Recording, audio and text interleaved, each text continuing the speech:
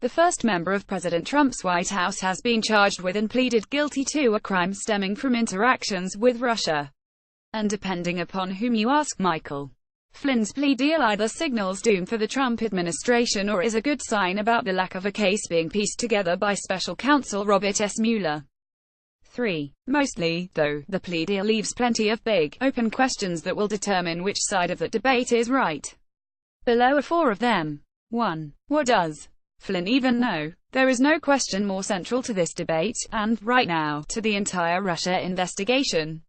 Whether you think the plea deal was appropriate, a good deal or a bad deal, the most significant thing about it is that it signals Flynn is cooperating. And it's likely his cooperation is farreaching. The plea is significant, not so much for itself but for its value as an investigative tool, said Jack Sharman, who served as special counsel to the House Financial Services Committee during the Whitewater investigation.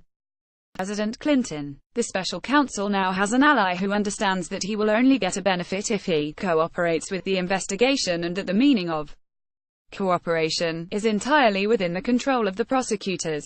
Sharman added that, to have value for the pleading defendant, his or her cooperation needs to be robust, no half measures on anything. It's clear Flynn was on his heels here, as the Post's Carol D. Leonig reported Friday night. And liberals are currently fantasizing that Flynn is spilling all kinds of secrets about potential collusion with Russia and God knows what else. But he can only share that information if he has it. Trump undoubtedly had a personal affinity for Flynn and seemed to trust him implicitly. But to suggest Flynn knew something incriminating is to believe that there was something incriminating at all and that Flynn was party to it. And depending upon whom you ask, the light charges Flynn pleaded to Friday might signal that there simply wasn't much there. Here's how the National Review's Andrew C. McCarthy put it: understand if Flynn's conversations with the Russian ambassador had evinced the existence of a quid pro quo collusion arrangement, that the Trump administration would ease or eliminate sanctions on Russia as a payback for Russia's cyber espionage against the Hillary Clinton campaign and the Democratic Party, it would have been completely appropriate, even urgently necessary, for the Obama Justice Department to investigate Flynn. But if that had happened, Mueller would not be permitting Flynn to settle the case with a single count of lying to FBI agents.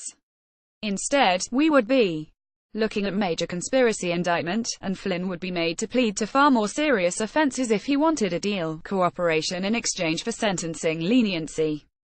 To the contrary, for all the furor, we have a small potatoes plea in Flynn's case, too.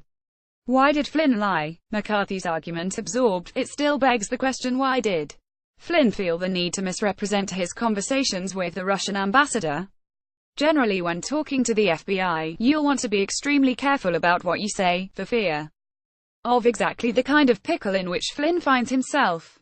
Was he simply worried about violating the Logan Act, a seldom used federal law against conducting diplomacy if you aren't authorized to do so? Or were Flynn's lies merely the latest in a long volume of those close to Trump seeming to cover up the existence and substance of their contacts with Russia? It's no secret Flynn misstated details of these contacts, that much we knew dating back to February, but why wouldn't he have been more careful? Was it because he just messed up and didn't fully process the question, or did he actually have something to hide? It's difficult to believe one would lie for no good reason, given the stakes, and yet here we are, again. 3. Who else, besides Jared Kushner, directed Flynn to talk to Russia? According to the Post's reporting, Flynn contacted the Russian ambassador with the knowledge and at the direction of plenty of influential people. Court records and people familiar with the contacts indicated Flynn was acting in consultation with senior Trump transition officials, including President Trump's son-in-law, Jared Kushner, in his dealings with the diplomat. Flynn's plea revealed that he was in touch with senior Trump transition officials before and after his communications with the ambassador. Kushner has been named by reporters, but court documents indicate there were more people involved. And there simply weren't that many people senior to Flynn on the transition team.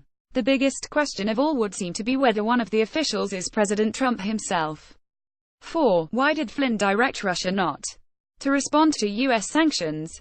One of the things to which Flynn pleaded guilty was lying about asking Russia not to respond to the Obama administration's recently announced sanctions in response to Russian interference in the 2016 election. In another conversation, on December 29, Flynn called the ambassador to ask Russia not to escalate an ongoing feud over sanctions imposed by the Obama administration, court records say.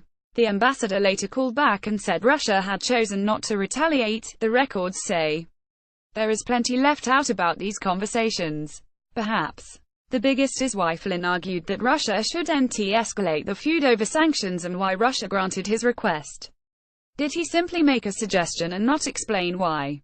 Or did he indicate that the Trump administration might seek to ease those sanctions when it took over less than a month later? That's been a central question for the better part of a year, and it remains so even after Flynn's plea deal.